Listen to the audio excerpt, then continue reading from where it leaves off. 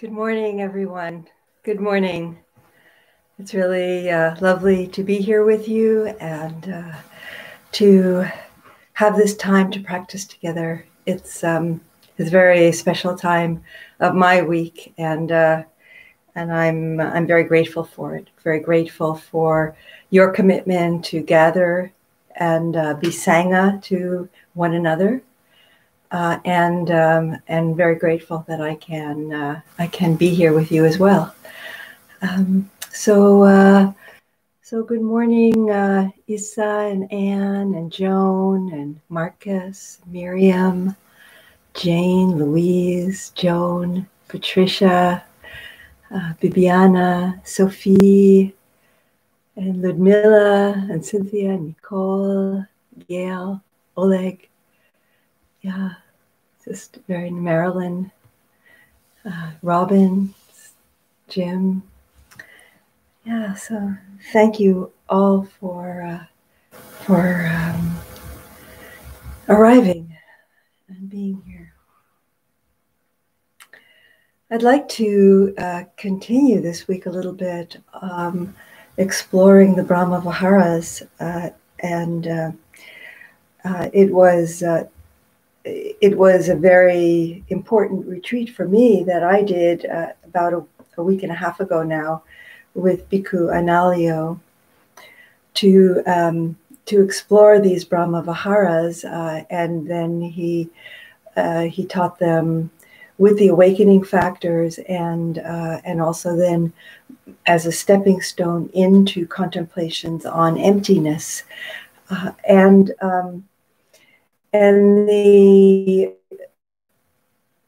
the contemplations on emptiness are wisdom contemplations,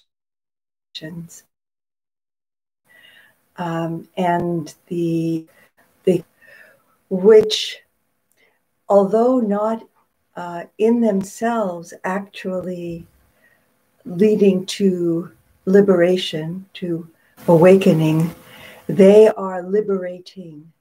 And they offer a kind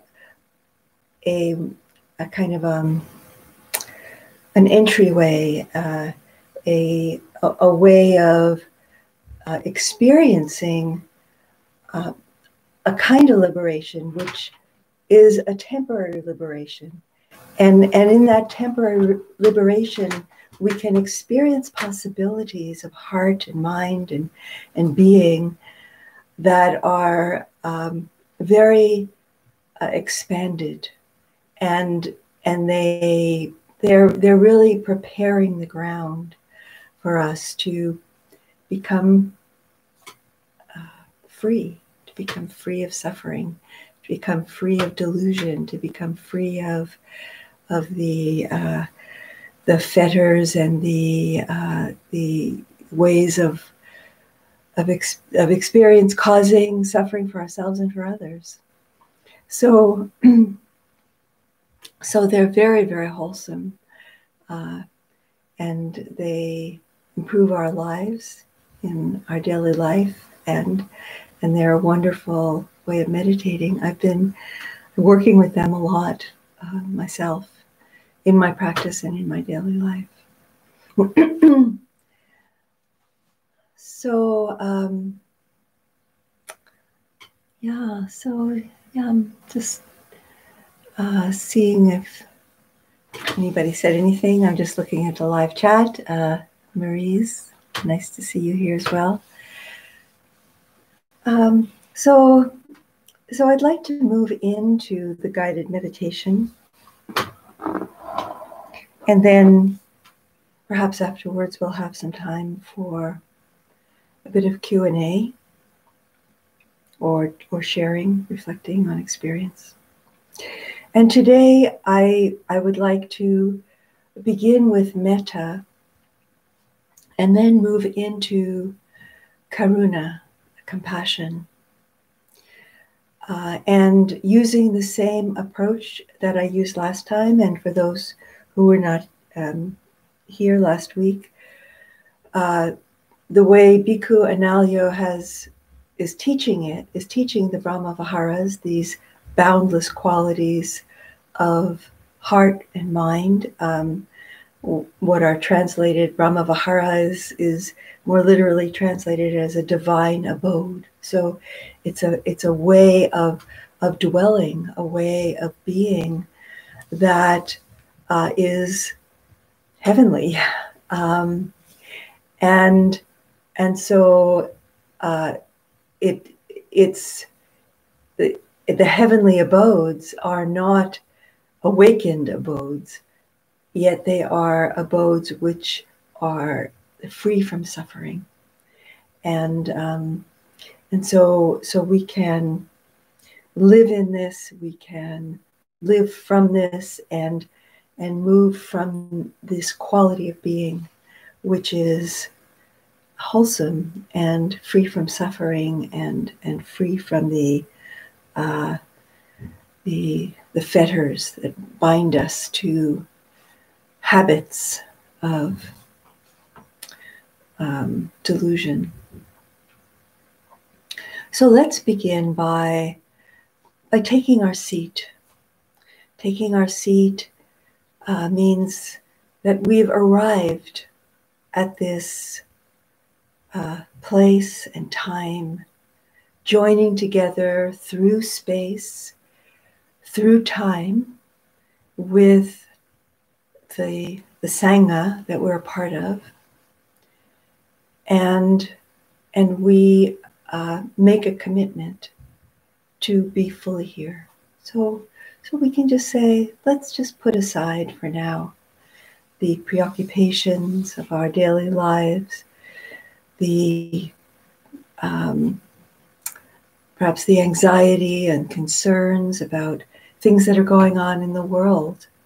A lot of suffering, not only from COVID-19, but from oppression and injustice. So that is, we can just say, right now, it's time to focus on practice. And this time is sacred. It's dedicated. And I affirm that will be my energy and my ongoing commitment. So let's, in whatever way you want to do that, let's take time to do that now. And as we do that, part of that kind of leads into a setting of an intention. Why did I do this? Why did I come here this morning? Why did I arrive here this morning to share this practice, to enter into this practice and share it with my beloved sangha? What's motivating me? The desire to be free, the desire to cease creating suffering for myself and others, and bringing into it in some way an altruistic dimension. And I've actually been exploring that edge of the altruistic dimension. What does it mean for me that in liberating myself, may I benefit others as well? How do I feel that? How is that alive in me?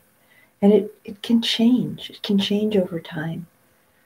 It can be an intellectual understanding. It can be an experiential kind of knowledge that I really get it. That when I'm free, when I'm not clinging to all these self-constructs, that I create less harm for others as well as for myself, and that I can be more of a loving and compassionate and skillful presence in the world. So just taking a moment to formulate your intention and to touch into your motivation. Why are we doing this practice?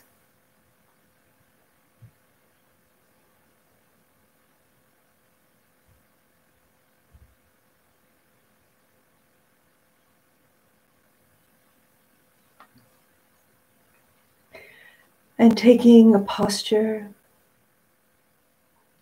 that is both comfortable and easeful. It has this quality of dignity, of uprightness, and at the same time, relaxed, not tense, not striving. So coming into our own body and feeling the body in the sense of feeling the posture of the body, being aware of the posture of the body, and also feeling into the body and touching into the body, being that the mindfulness is alive in the body. And that this quality of mindfulness alive in the body has a sense, there is this quality of joy. It may be subtle. It may be just a very, a kind of a settling, a sense of contentment. See if this is something that you connect with as you come mindfully into the body and kind of taste that quality of present moment awareness in the body.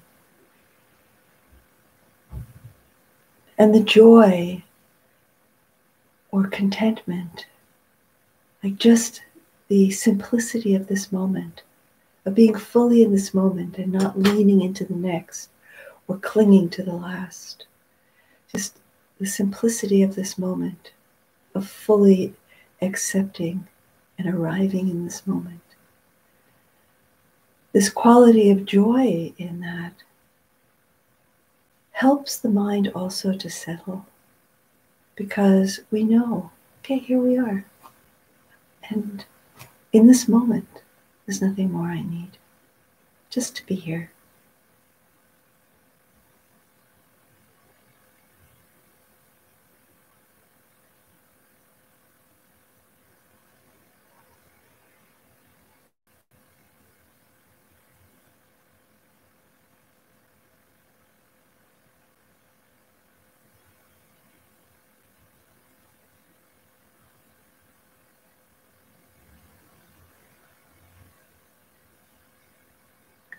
And so let's begin by evoking this quality of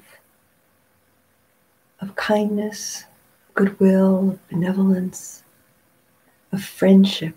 Essentially, the word metta means friend, friendship. Some of you who have done courses with me or may have done other kinds of readings are familiar with the word kalyanamitta. And that word, which means spiritual friend, that word metta, is the same root as metta, friendship. So this sense of wanting to be a friend to all, wanting to be a friend to all beings, an open-heartedness which doesn't want to exclude. So it's a basic stance. And so, it's helpful to evoke metta in some way, maybe by thinking of a way that you have felt this goodwill, this kindness toward a being. It could be a non-human being, or it could be a human being, a child, one's own child, a niece, a nephew, a neighbor's child, or just caring for this being, not wanting them to come to harm, or an animal, your dog or cat or bird, or a bird that you see outside your window on a tree. Just this heart that cares. It doesn't want this being to come to harm. It wants this being to thrive, be happy. So what is the quality of this heart, state of heart?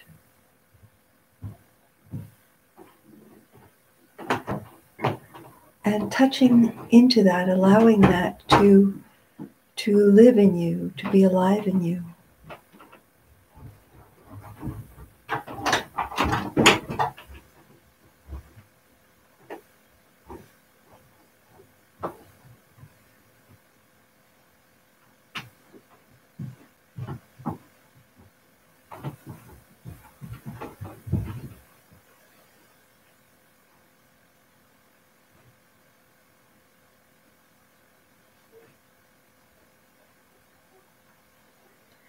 Recognizing that this is a quality that is natural.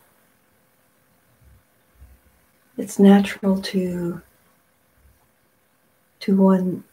one's humanity, to care, to be a friend. And as a natural quality, we can cultivate it. And we can learn to abide in it.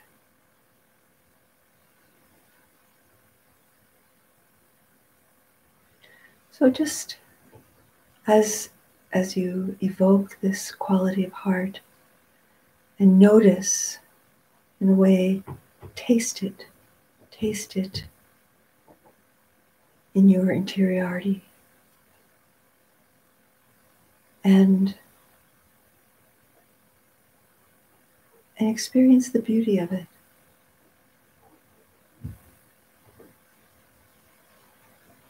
Enjoy it.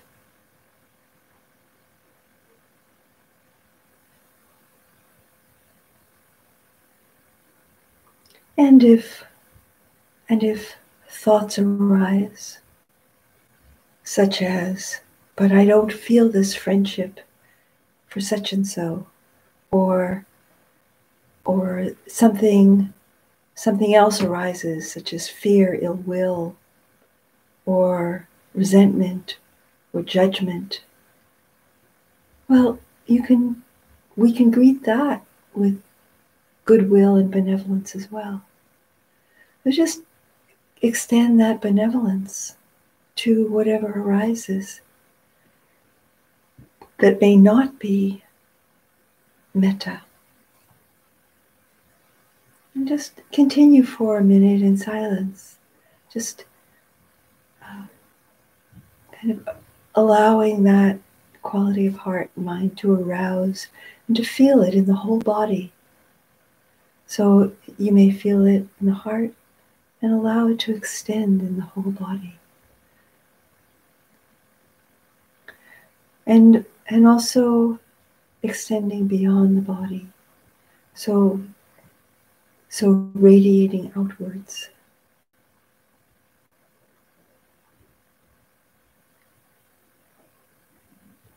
And gradually shifting from a sense of doing to a sense of just being metta. And letting that metta radiate outwards.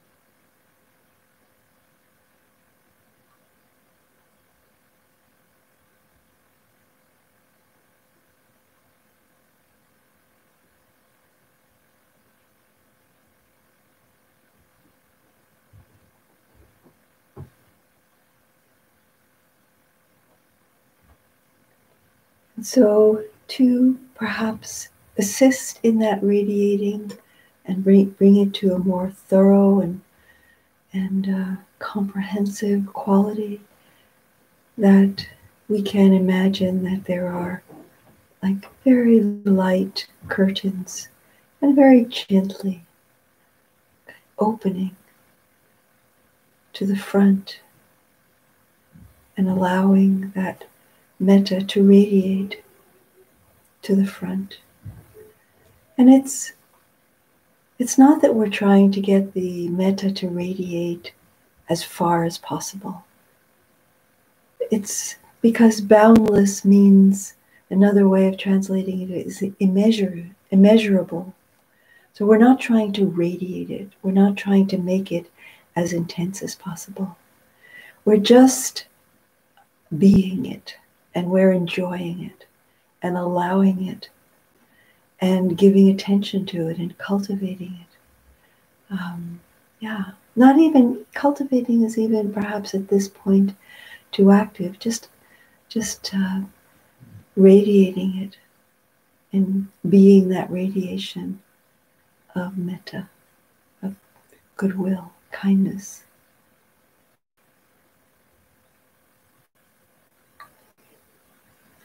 And radiating metta to the right, drawing that curtain to the right,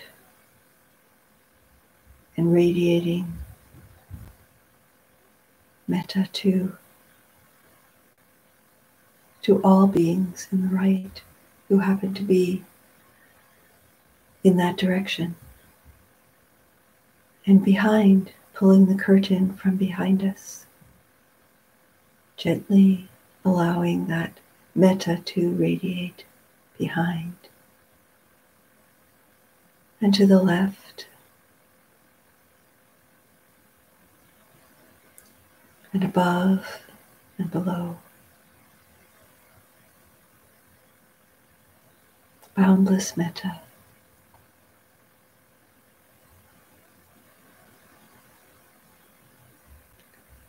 Being that radiating quality. And it's because we're experiencing it. We're enjoying that metta. We're not leaving out ourselves either. This metta is for this, our own being, this being sitting on your cushion, sitting in your home.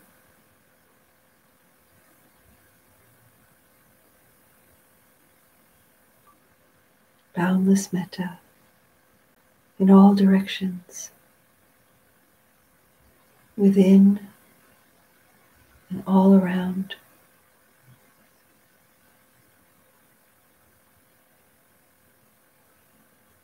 Resting and radiating metta, abiding in this.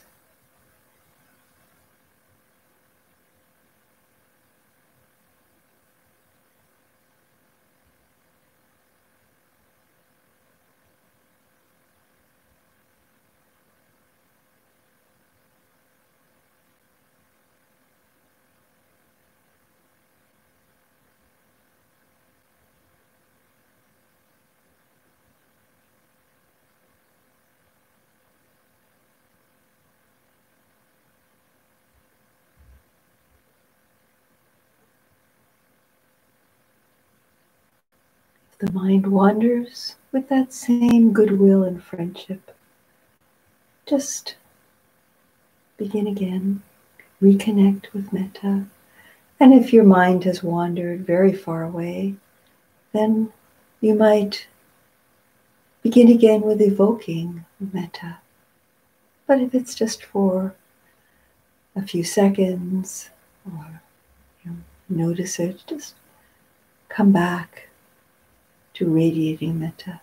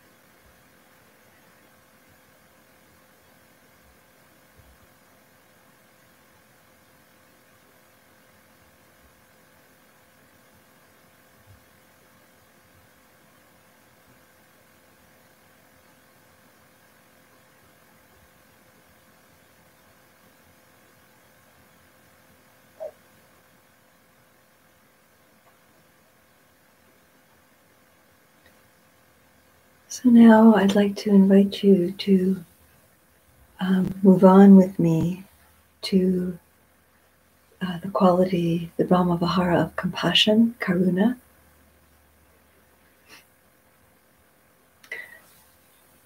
The intention within karuna is a wish.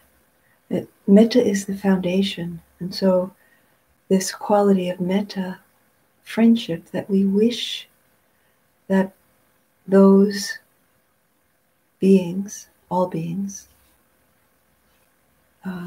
for whom we are in metta, within metta, that we are radiating metta, trying not to use dualistic language, but maintain a more non-dual sense of the practice. That these beings that we care about, that we wish them to be free from suffering and the causes of suffering. And I really deepened my understanding in this retreat with Analio about suffering, because when I first began doing the Brahma Viharas, and I heard the phrase, "May you be free from suffering," I felt for myself that my own practice of compassion had been to connect with my suffering, to connect with the suffering that was arising in me, and to care about it, and turn toward it, and open to it,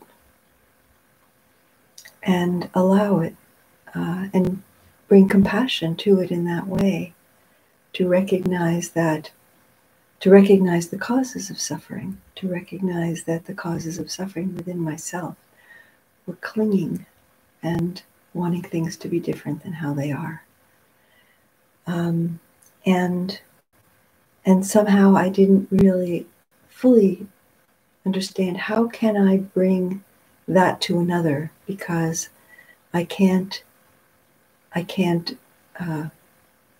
in a way awaken an intention to turn towards suffering for another. But I can care about their suffering, and I can say, I'm with you in your suffering.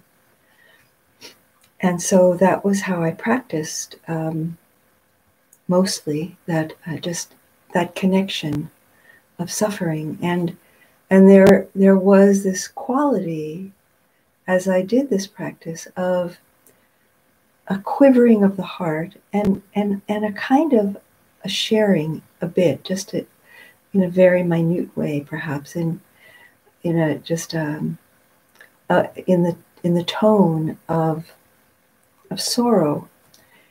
And Analio was very clear that there's not sadness or pain in this practice of karuna.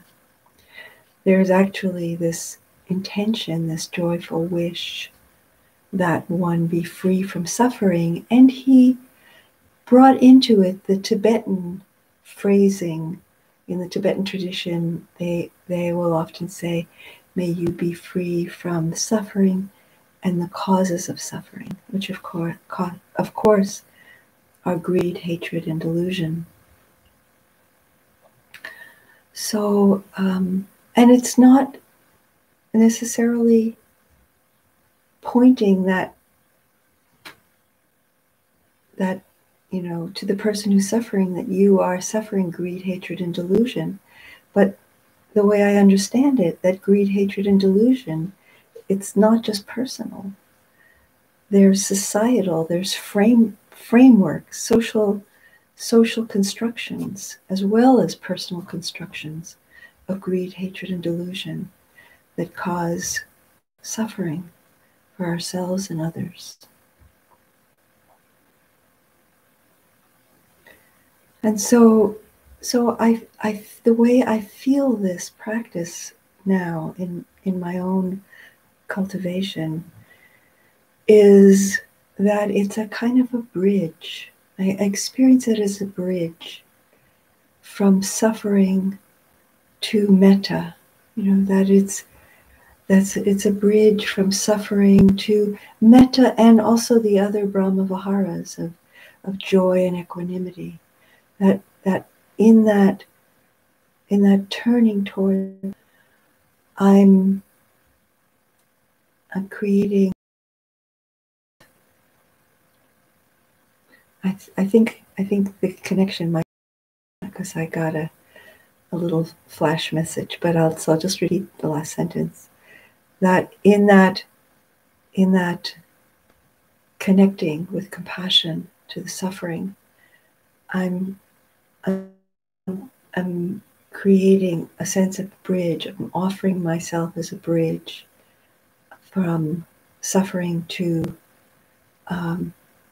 all the Brahma Viharas: metta, karuna, mudita, joy, and upekkha, equanimity. So that's there's this sense of, may you be free from suffering and the causes of suffering. And so going back, I kind of did a little mini Dharma talk in the middle of the meditation. So just going back into the meditation, let's feel the whole body again. Go back to that focus of feeling the body and evoking compassion. So you could just say the word karuna, or you could evoke a thought of a being that you care about, who is in some way suffering. And as you think about this being or say this word, taste the quality, the heart quality of karuna. As, what is that? What is that heart quality of karuna? It's a little different from metta. There is perhaps this quivering of the heart with compassion.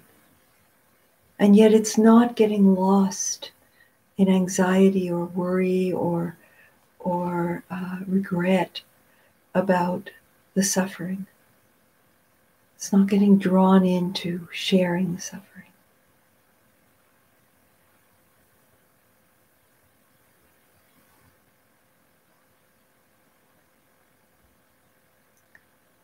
So just spend a minute or two in the cultivation, in discovering this quality of karuna, aligning with the teachings of the Buddha on what is this quality of heart. It's an awakened quality of heart.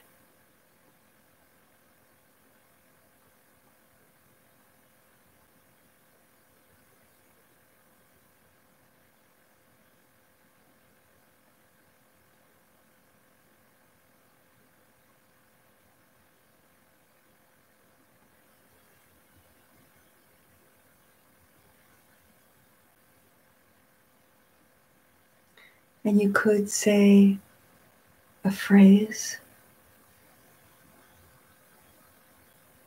May you be free from suffering and the causes of suffering. Or you could just say the word karuna. Karuna.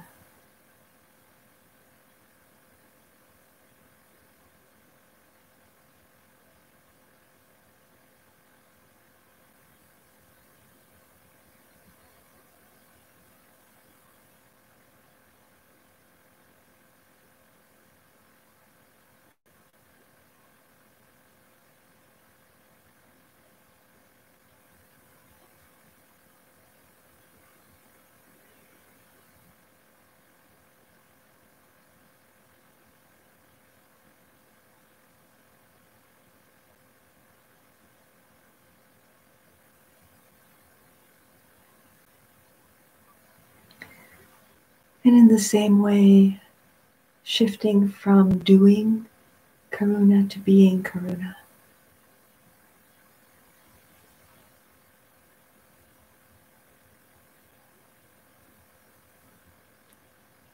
And that karuna radiating from within like a light shining.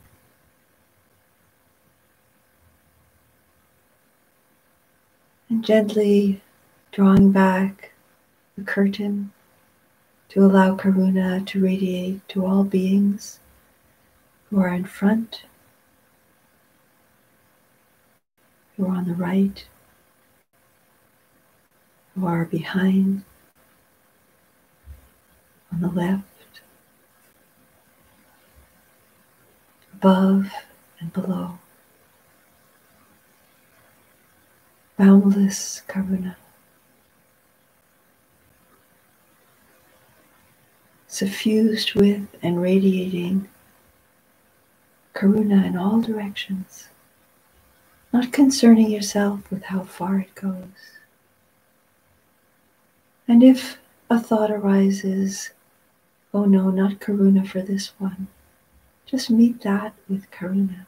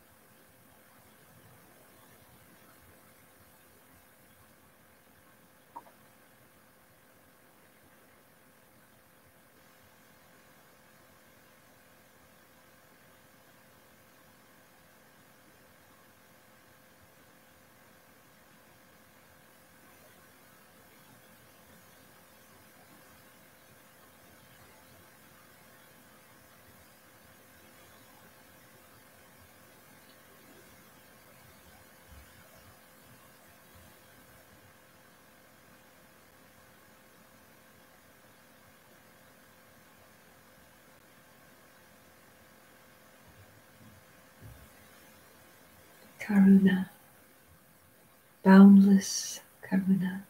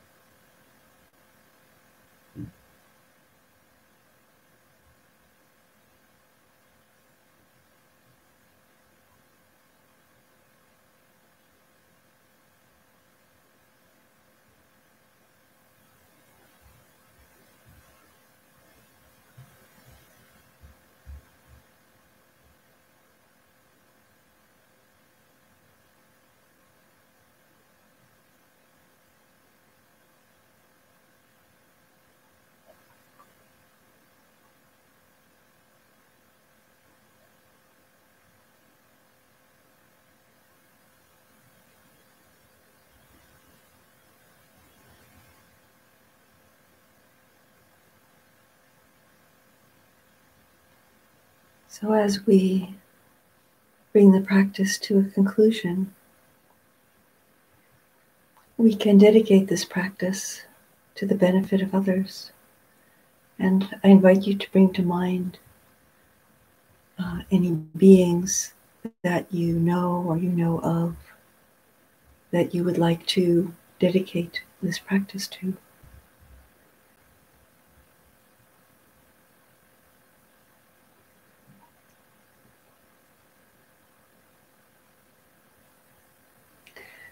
May the blessings, the goodness of our practice serve and support the happiness, well-being, and liberation of all beings.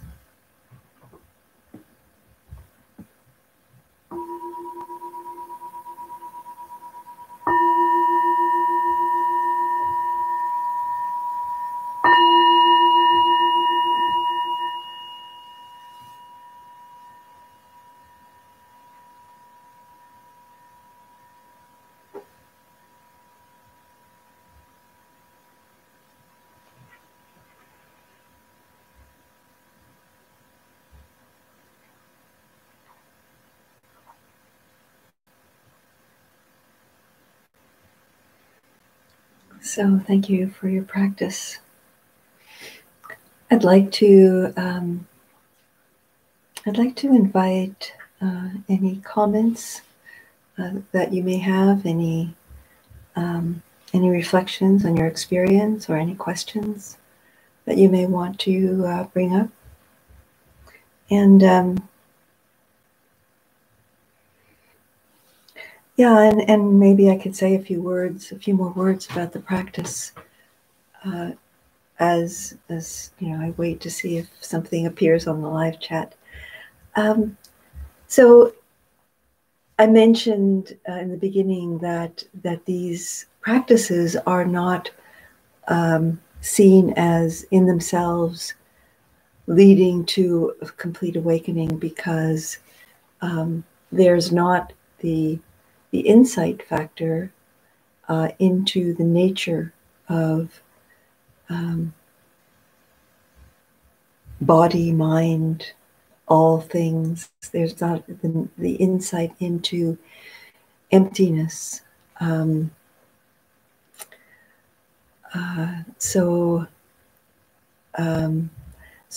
they are what the Buddha called temporary liberation, and they are bhavanas, they're cultivations of the heart and mind, so that as we do these practices, gradually the heart and mind become more full of metta and karuna and joy, and mudita and equanimity. So we're cultivating these qualities, and they permeate our lives as they become more present.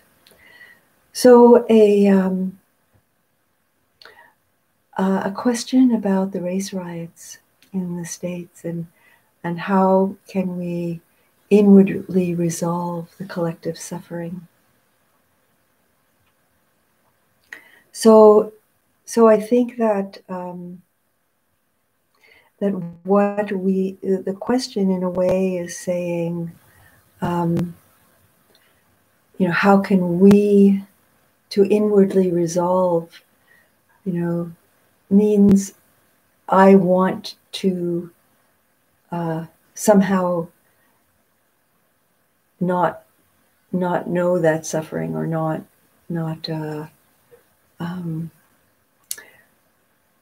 I want to be free of that suffering. So yeah, I want to be free. I don't want to be caught in that suffering. And I think that, you know, this is really a very important application to the practice. And it's a practice. It's a practice because there are so many things that we know about, so many ways that suffering is manifesting in this world. And right now, Minnesota is Minneapolis, and is it's just on fire, and so it's very painful. So we can acknowledge that and and cultivate this karuna. May all beings be free of suffering and the causes of suffering. And we can also at the same time know that we are part of the suffering, that we're part of the causes of suffering. Just simply by being human and being part of this society. So it's to be able to be with that knowledge in a way that doesn't get unbalanced. So that's the equanimity factor.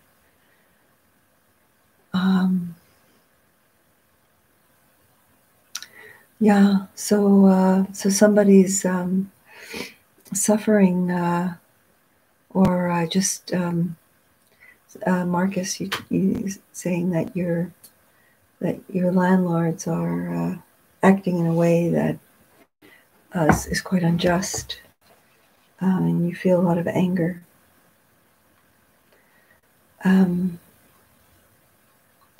So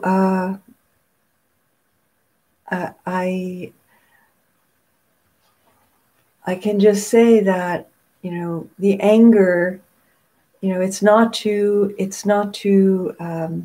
try to extinguish the anger or try to push away the anger, nor is it to feed the anger with thoughts like, they're terrible people and something bad should happen to them, and this should not be done, and they had, so but to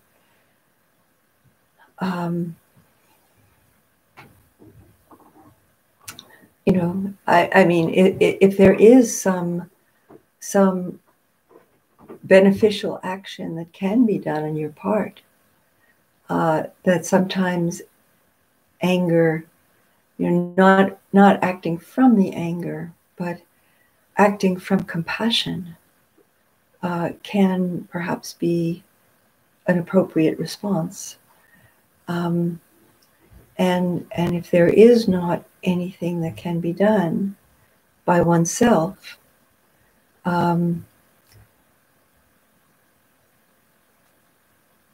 so then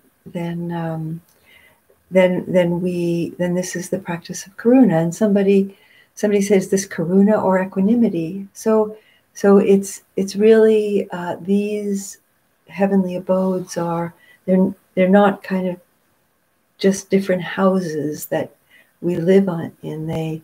It's really one heavenly abode, but there are in a way 4 flavors.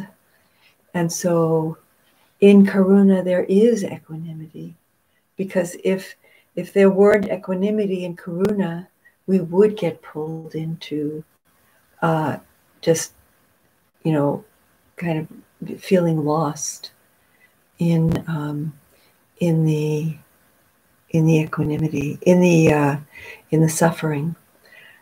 So they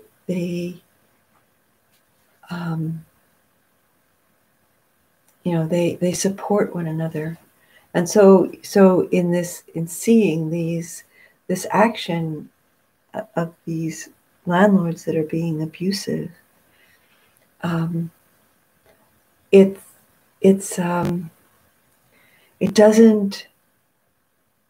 can eat us up inside, to get lost in anger and lost in hatred. So we can acknowledge, we can recognize clearly the unskillful, deluded, unwholesome actions that are being done. And at the same time, not get caught, totally caught in hating them,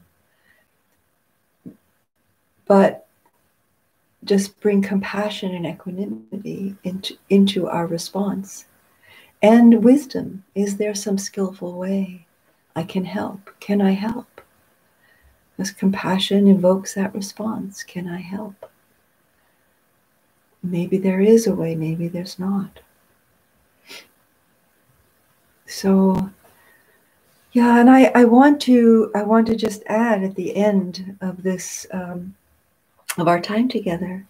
Maybe some of you have heard from Julie Nadler and Malcolm McLean, who are the owners of the Yoga on the Park studio, which we kind of feel this is our home. We may envision ourselves sitting there together as we gather. And so they have ended the lease. They have stopped paying the rent because they've run out of the support that's being offered by the federal government to pay the lease. They're not bringing in revenues through their online offerings in any way near the same way that they were bringing in revenues by the in-person offerings. So they've moved out of their space, our space. And so, there's a lot of sadness that I feel about that because it's a loss. And yet I also feel a deep commitment to continue our sangha. And they feel a deep commitment as well, that they want to continue, offering online offerings. And, they're offering yoga. And there is also a Wednesday afternoon Zoom offering that I'm offering on Yoga in the Park studio. So a way of supporting them could be to come to that offering from 4 to 5. And it's right now it's quite small, so it would be nice to have a few more people there because it's pretty new. We've just been offering it for a couple of weeks. So Wednesdays 4 to 5 if you want to continue sang at Yoga in the Park. And so, we're just kind of moving through this uncertainty and unknown and supporting one another. It's kind of moving through, some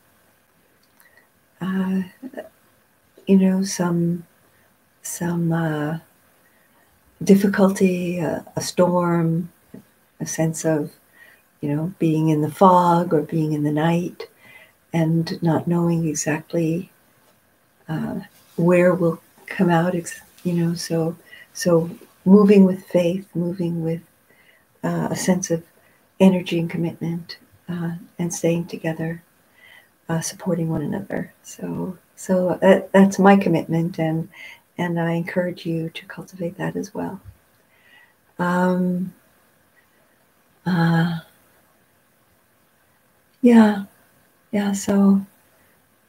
So we're and they also express an aspiration. I just want to share that they hope that some new team will emerge, maybe from some younger yoga teachers and meditation teachers, that space can still continue to be used for practice, for spiritual practice. So there is that aspiration that's there, and